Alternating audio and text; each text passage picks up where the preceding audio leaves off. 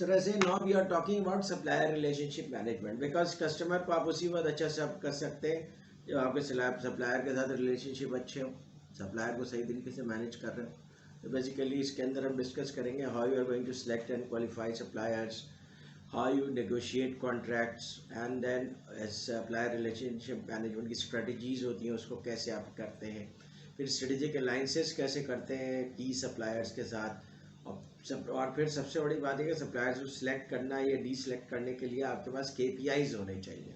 वो KPIs क्या होते हैं, कैसे डेवलप किए जाते हैं, और सप्लायर रिलेशनशिप मैनेजमेंट का बेसिकली ऑर्गेनाइजेशन के अंदर रोल क्या है, ये चीज़ें हम डिस्कस करेंगे इसके अंदर।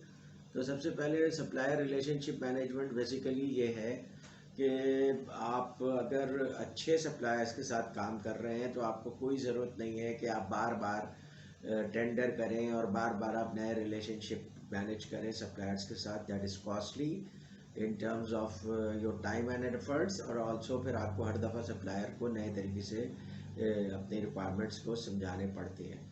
तो इसलिए अब जो ज़माना है वो बेसिकली कुछ लोगों के साथ काम करने का है, और फिर कुछ सप्लायर्स के साथ काम करते हैं, आप ई प्रोक्योरमेंट करते हैं, और ई प्रोक्योरमेंट आजकल इस तरह से हो गई है जैसे शेल भी प्रैक्टिस करते हैं और दूसरे ऑर्गेनाइजेशन भी प्रैक्टिस करते हैं कि इन्वेंट्री डायरेक्टली लिंक्ड होती है, ऑटोमेटेड होती है, और इन्वेंट्री में जब एक लेवल पे इन्वेंट्री आ जाती है तो परचेज ऑर्डर डायरेक्टली बन करके सप्लायर के पास चला जाता है विदाउट ह्यूमन इंटरवेंशन, या ये कि सप्लायर अपने से रिलेटेड इन्वेंट्री को डायरेक्टली डेटाबेस में देख रहा होता है और ट्रिगर पॉइंट सेट होता है। ट्रिगर पॉइंट सेट जब होता है तो उस पॉइंट के ऊपर सप्लायर को एक मैसेज चला जाता है कि जनाब अब इन्वेंट्री लेवल इतना हो गया है, therefore you should be ready for this for further supply in 15 days या 1 मंथ, जिस तरह से भी आपने उसको निगोशिएट किया हुआ है और मैनेज किया हुआ है।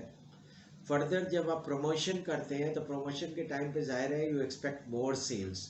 जब आप मोर सेल्स कर रहे होते हैं तो उसी हिसाब से आपके पास मटेरियल भी होना चाहिए, प्रोडक्शन भी अलाइंड होनी चाहिए, वर्कर्स भी अलाइंड होने चाहिए। तो इन सब को इंटीग्रेट करने के लिए you need supplier relationship management software.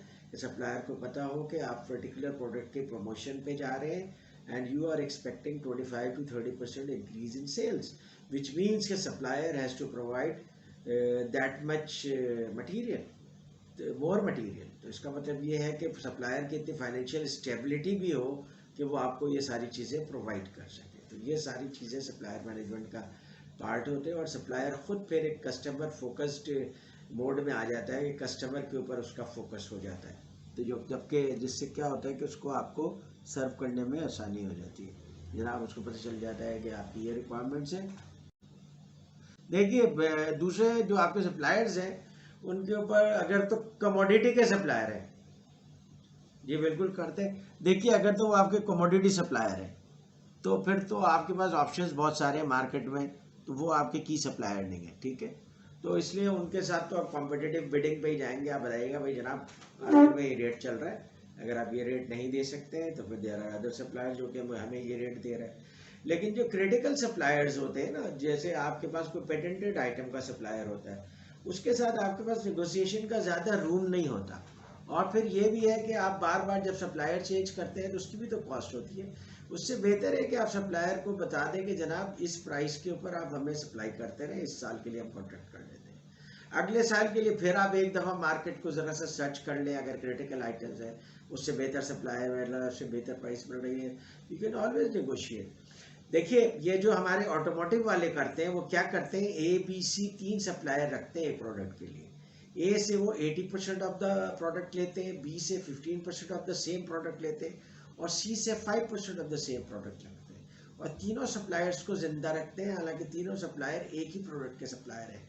उसके बाद ऑटोमोटिव वाले उनकी वो भी ऑडिट भी करते हैं, ये मेक श्योर करने के लिए कि क्या वो इतना प्रॉफिट कर रहे हैं कि वो सर्वाइव कर सके मार्केट के अंदर।